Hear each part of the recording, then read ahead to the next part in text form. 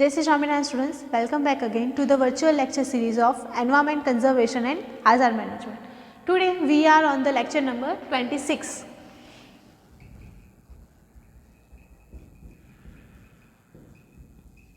And unit number 3, right? Solar system related આપણે અત્યારે study કરી રહ્યા છે. Okay.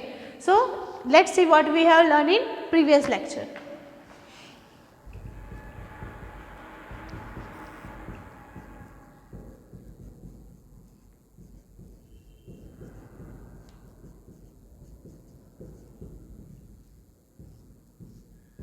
Okay, so last lecture ની અંદર આપણે શું સ્ટડી કર્યું હતું? તો what are the different kinds of solar radiations, બરાબર? અને એનું સ્પેક્ટ્રમ જોયું હતું આપણે.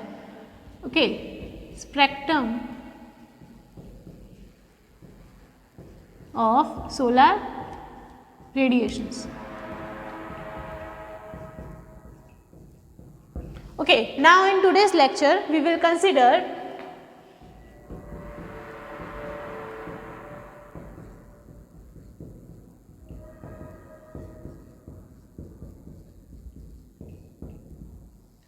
a topic related to types of radiations.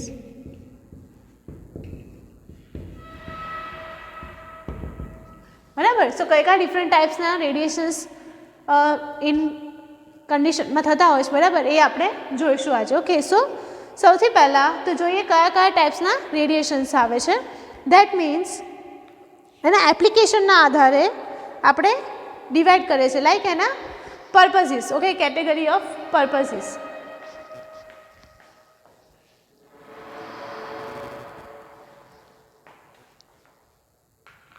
So સૌથી પહેલા એની અંદર આવે છે beam radiation or the direct radiations.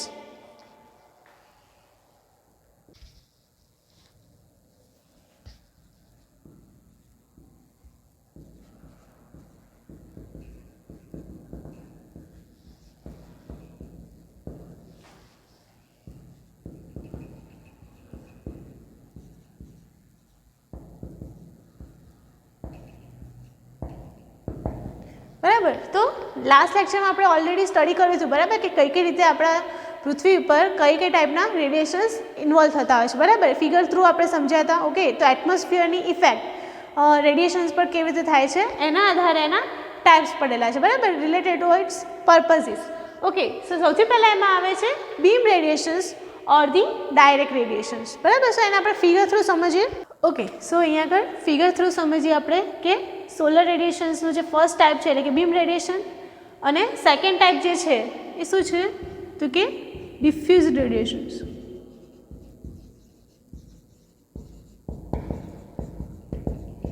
Okay, સો હવે બીમ રેડિએશન કોને કહીએ છીએ? તો જે સૂર્યના કિરણો ડાયરેક્ટલી આપણા અર્થ સરફેસને શું કરતા હોય, ટચ કરતા હોય, બરાબર, in the form of light, બરાબર, જે આપણને સનલાઇટ જોવા મળે છે, બરાબર, in the form of sunlight. તો એ જે છે એને આપણે કહીએ છીએ ડાયરેક્ટ ઓર ધી બીમ રેડિએશન્સ, બરાબર. એને કોઈ પણ જાતનો શું કહેવાય વચ્ચે ઓબ્સ્ટેકલ્સ નથી આવતું, બરાબર. એટમોસ્ફિયરમાંથી એ કટઆઉટ થઈને સીધું આપણને અર્થ સરફેસ પર મળે છે, બરાબર. સમટાઈમ્સ જ્યારે તમે ડાયરેક્ટલી એ સન રેસને જોવા જાઓ છો, બરાબર, તો તમારી આઈસમાં થોડોક પ્રોબ્લેમ થતો હોય, બરાબર, લાઈક તમને થોડુંક બ્લેકઆઉટ થઈ શકે છે, બરાબર. બટ ઇફેક્ટિવલી એ વિટામિન ડી એની અંદર રહેલું હોવાથી એ શું છે વધારે ઇમ્પોર્ટન્ટ છે આપણા ફેક્ટર માટે, બરાબર. Okay, so next one is diffuse radiations, બરાબર. ડાયરેક્ટ બીમ સિવાયના જેટલા પણ રેડિએશન્સ તમને દેખાય એ બધા કેવા કહેવાય? ડિફ્યુઝ ટાઈપના. ઓકે, સો અહીંયા આગળ એબ્ઝોર્પ્શન થઈ ગયું છે અમુક રેડિએશન્સનું, બરાબર. એ સિવાય જે આની અંદર પહોંચી જાય છે, બટ શું થાય છે? એનું સ્કેટરિંગ થાય છે, બરાબર. અલગ અલગ ટુકડાઓમાં એ વહેંચાઈ જાય છે અલગ અલગ ડાયરેક્શન્સની અંદર. ઓકે, એને આપણે કહીએ છીએ સ્કેટર, બરાબર. હવે તમને ડિફરન્સ પૂછે બીમ રેડિએશન અને ડિફ્યુઝ રેડિએશનનો, તો આ કેવું છે? Unidirectional.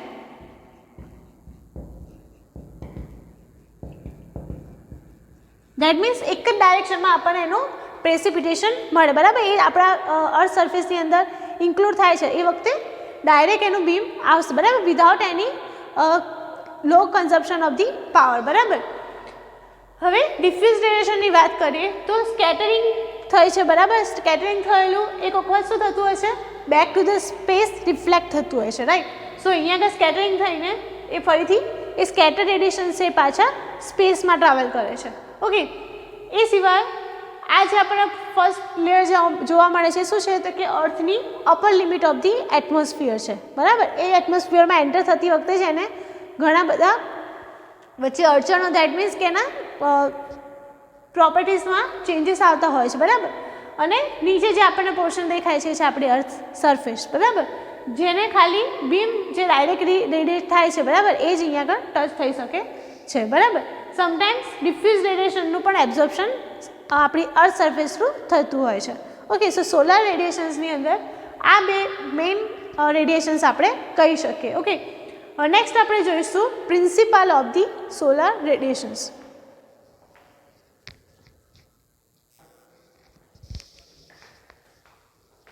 Our next topic is principles of measurement of solar radiations.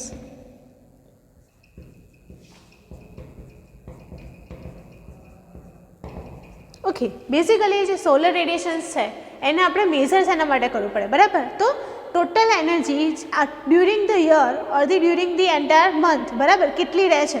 Okay, એના આધારે તમે અહીંયા આગળ પ્રિન્સિપલ્સ નક્કી કરવા પડે છે, બરાબર. એટલે કે ટોટલ એનર્જી સોલર રેડિયેશનની જે છે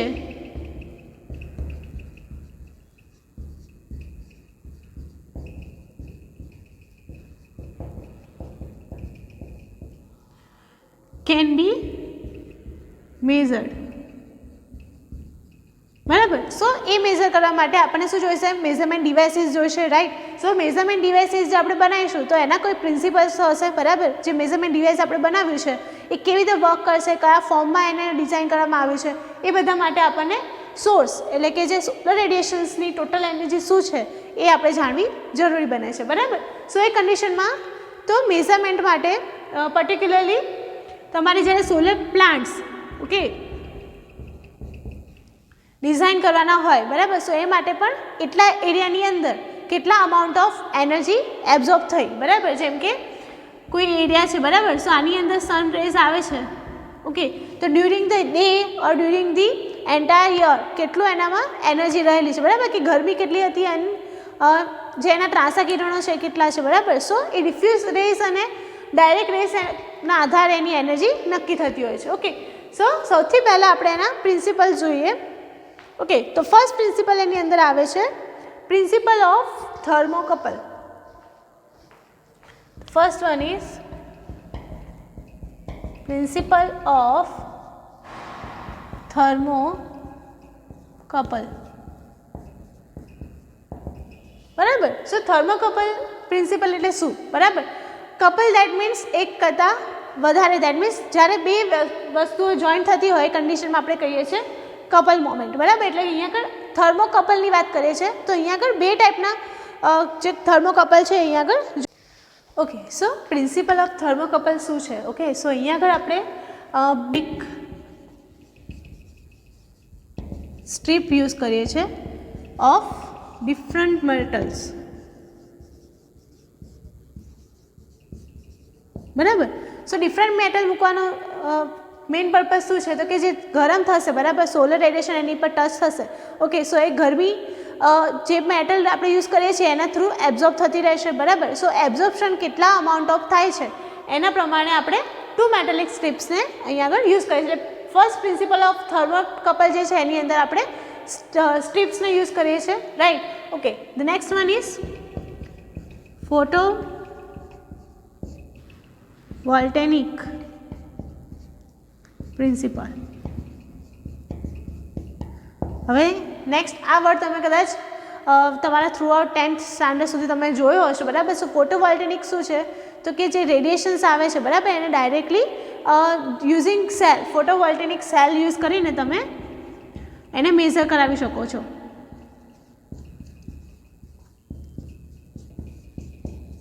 બરાબર. ફોટોવોલ્ટેનિક સેલ શું થતા હોય છે, બરાબર. એ સિવાય તમે જોવા જાઓ તો સિલિકોન સેલનો પણ અહીંયા આગળ યુઝ થતો હોય છે, બરાબર. સિલિકોન સેલ શેના માટે તો ઇલેક્ટ્રિસિટી ઇઝ પ્રોડ્યુસ. ફોટોવોલ્ટેનિક સેલ શું કરે છે, જે હીટ આવે છે બરાબર એનું કન્વર્ઝન કરે છે ઇન ધી ઇલેક્ટ્રિક એનર્જી બરાબર. અને ઇલેક્ટ્રિક એનર્જી થ્રુ કેટલા અમાઉન્ટ ઓફ એનર્જી જનરેટ થઈ બરાબર એ આપણને ખ્યાલ આવે બરાબર. સો એ એનર્જી જનરેટ કરવા માટે કેટલા અમાઉન્ટ ઓફ જે સોલર રેડિયેશન્સ છે એ જરૂર પડી. Okay, so vice versa we are finding out the photovoltaic cell and or silicon cells.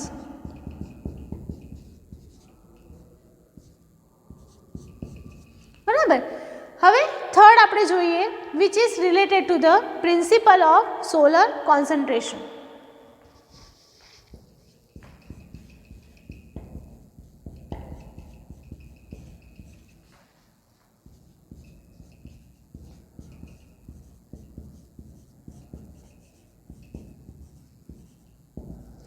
Vote is the meaning of solar concentration? એટલે કે સોલરના રેઝ આપણે એક જ જગ્યા પર શું કરીએ છીએ કેપ્ચર કરીએ છીએ બરાબર. સો એ કેપ્ચરિંગ થશે એના થ્રુ હીટિંગ જનરેટ થશે બરાબર. અને એના થ્રુ આપણે મેઝરિંગ કરી શકીશું કે કેટલા અમાઉન્ટ ઓફ સોલર રેડિયેશન્સ પ્રેસિપિટેટ થયા છે. ઓકે, કેવી રીતે આપણે એને કોન્સન્ટ્રેટ કરી શકીએ? તો તમને યાદ હશે જ્યારે તમે સ્ટડી કરતા હતા એ વખતે કાચને આપણે જ્યારે મેગ્નિફાઈંગ ગ્લાસ બરાબર એને જ્યારે કોઈ પેપરની ઉપર રાખીએ અને સનના રેઝ એની પર આવે બરાબર.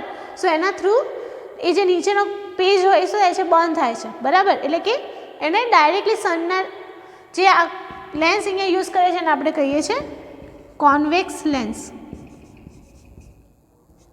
બરાબર. સો બે ટાઈપના લેન્સ હોય શકે કોન્વેક્સ અને કોનકેવ બરાબર. કોન્વેક્સ દેટ મીન્સ બહિર્ગોળ બરાબર જે જનરલી મેગ્નિફાઈંગ ગ્લાસમાં યુઝ થતા હોય છે રાઈટ. આના રિલેટેડ તમારા પ્રેક્ટિકલ્સ પણ આવ્યા હશે બરાબર. સો એ પ્રિન્સિપલ ઉપર અહીંયા આગળ આપણે સોલર રેડિયેશન્સ જે છે એનું મેઝરમેન્ટ કરાવીએ છીએ. તો બેઝિકલી પ્રિન્સિપલ શું બતાવે છે તો કે મેઝરિંગ ડિવાઇસીસ જે બનાવીએ છીએ બરાબર. તો ત્રણ ટાઈપે આપણે મેઝરિંગ ડિવાઇસ બનાવી શકીએ. ઓકે, ફર્સ્ટલી તમે થર્મોકપલનો યુઝ કરો દેટ મીન્સ તમારું જે ઇન્સ્ટ્રુમેન્ટ છે એની અંદર બે અલગ અલગ મેટલ્સને યુઝ કરીને એનર્જી કેટલી એબ્ઝોર્બ થાય છે એ નક્કી કરો. ઓકે, ફોટોવોલ્ટેનિક પ્રિન્સિપલ છે એની અંદર શું થાય છે કે ફોટોવોલ્ટેનિક સેલ્સ કે જે થર્મલનું કન્વર્ઝેશન કરે છે ઇલેક્ટ્રિક પાવરમાં બરાબર. સો એના થ્રુ પણ કરી શકીએ.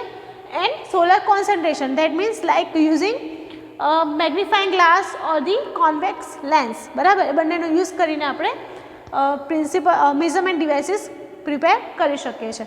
ઓકે, એ સિવાય આપણે જોઈએ હવે solar constant.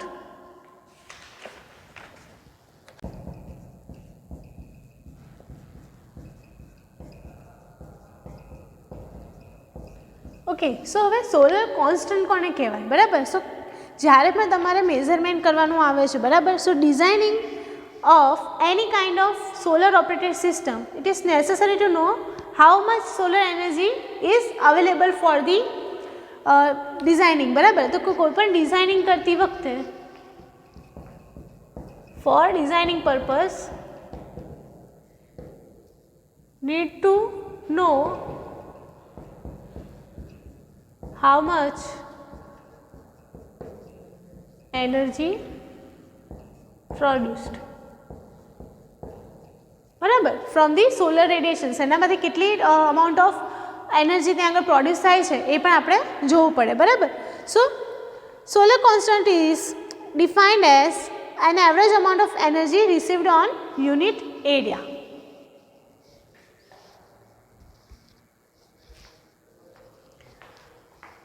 Solar constant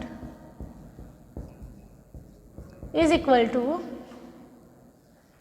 energy precipitate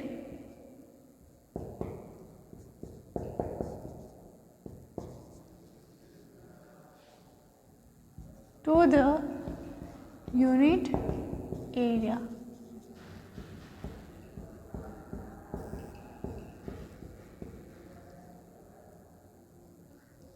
okay, so અહીંયા આગળ amount of energy precipitated to the unit area બરાબર. એક અમુક એરિયાની અંદર કેટલા amount of solar radiations solar energy છે એ ત્યાં આગળ એબ્ઝોર્બ થઈ છે બરાબર. સો એને આપણે કહીએ છીએ સોલર કોન્સ્ટન્ટ. આ તમને થિયરી એટલે કે ડિફાઇન કરો એની અંદર પણ પૂછાતું હોય છે કે સોલર કોન્સ્ટન્ટ કોને કહેવાય બરાબર. એના રિલેટેડ તમને ક્વેશ્ચન્સ પૂછાતા હોય છે. ઓકે, સો યુનિટ શું છે સોલર કોન્સ્ટન્ટનો? તો watts per square metre, because એનર્જીનો યુનિટ થશે વોટ્સ પર, અને નીચે આપણે શું લઈએ છીએ? Area, that means square metre, બરાબર. વોટ્સ પર સ્ક્વેર મીટર એનું શું થઈ ગયું? આ સોલર કોન્સ્ટન્ટનો યુનિટ થઈ ગયો, બરાબર. એટલે કે સોલર કોન્સ્ટન્ટ જનરલી એવી રીતે તમે ફાઇન્ડ કરી શકો, બરાબર. The value of solar constant varies from place two place like altitude and latitude. Solar constant varies from place two place, જેને આપણે ISC એટલે કે સોલર કોન્સ્ટન્ટ છે એને આપણે ISC વડે પણ દર્શાવી શકીએ. S is solar and C means constant, right.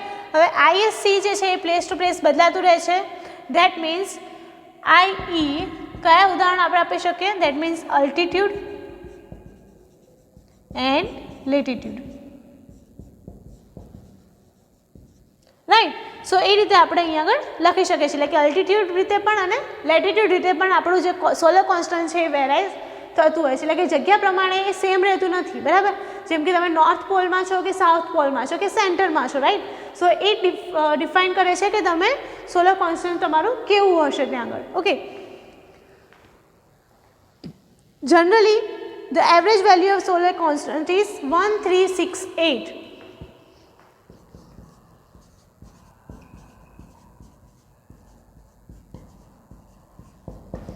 1368 watt per square metre, બરાબર. So 1368 watt per square metre એ એનું શું છે? એક જનરલાઇઝ એટલે કે average value of solar constant છે, બરાબર. એટલે કે અલગ અલગ જગ્યાની આપણે સોલર કોન્સ્ટન્ટ વેલ્યુ ડિસાઇડ કરી અને એના પરથી આપણે ફાઇન્ડ આઉટ કર્યું કે ટોટલ જે એનર્જી એબ્ઝોર્બ થાય છે એ કેટલી મળે છે. દેટ મીન્સ 1368 જેટલું આપણને સોલર કોન્સ્ટન્ટ વેલ્યુ મળે છે. ઓકે, સો આજના લેક્ચરમાં આપણે શું શું શીખ્યા? દેટ મીન્સ બીમ રેડિયેશન કોને કહેવાય, ડિફ્યુઝ રેડિયેશન કોને કહેવાય, રાઈટ. સો ફરીથી એક વખત બીમ રેડિયેશન કે ડાયરેક્ટ રેડિયેશન છે, બરાબર. જમીન થ્રુ ડાયરેક્ટલી શું થતા હોય છે? એબ્ઝોર્બ થતા હોય છે, બરાબર. અને એના માટે મેઝરમેન્ટ જે ડિવાઇસીસ લઈએ છીએ આપણે, બરાબર. સો એ પ્રોપરલી કેવા હોવા જોઈએ? ગાઈડ કરેલા હોવા જોઈએ, બરાબર. પછી ડિફ્યુઝ રેડિયેશન કે જે એન્ટર તો થઈ જાય છે એટમોસ્ફિયરની અંદર, પણ આવતાની સાથે શું થઈ જાય છે? ડિફ્યુઝ. દેટ મીન્સ એ અલગ અલગ ડાયરેક્શનમાં એનું એબ્ઝોર્પ્શન થઈ શકે, સ્કેટરિંગ થઈ શકે, બરાબર. તે બધા અલગ અલગ ટાઈપના ડિફ્યુઝ રેડિયેશન્સ છે. ઓકે, એ પછી આપણે જોયું પ્રિન્સિપલ્સ ઓફ ધી સોલર રેડિયેશન્સ, બરાબર. તો એ સોલર રેડિયેશન્સને મેઝરિંગ ડિવાઇસીસમાં જ્યારે આપણે મેઝર કરવાનું હોય, બરાબર, તો એના માટે કયા કયા 3 પ્રિન્સિપલ પર એ મેઝરમેન્ટ ડિવાઇસીસ બનાવેલા હશે? ઓકે, એક તો આવે છે મેટાલિક સ્ટ્રીપથી, ફોટોવોલ્ટેનિક સેલ્સથી, એન્ડ લાસ્ટલી કોન્વેક્સ લેન્સના થ્રુ આપણે એને જોતા હોય છે. ઓકે, અને સોલર કોન્સ્ટન્ટની વાત કરીએ, સો સોલર કોન્સ્ટન્ટની ડેફિનેશન શું થાય? એનર્જી એબ્ઝોર્બ્ડ પર યુનિટ એરિયા, બરાબર. એનો એકમ શું છે? દેટ મીન્સ યુનિટ એનો છે વોટ્સ પર સ્ક્વેર મીટર, એને આપણે ISC થ્રુ પણ ડિનોટ કરી શકીએ છીએ. Okay, and general average value of solar constant is 1368 watt per square metre જેટલી થાય છે. ઓકે, સો નેક્સ્ટ લેક્ચરમાં આપણે મેઝરમેન્ટ કેવી રીતે થાય છે, એટલે કે ઇન્સ્ટ્રુમેન્ટ્સ કયા યુઝ થાય છે એ આપણે જોઈશું. ત્યાં સુધી આજના લેક્ચરમાં આપણે આટલું જ કન્સિડર કરીએ છીએ. ઓકે, એ સિવાય તમને as always I am saying that if you have any question or query regarding this environment conservation subject, you can directly ask me through my WhatsApp number or through the classroom. Okay, be attentive for your class and don't forget to write down your questions in the workbook. Okay.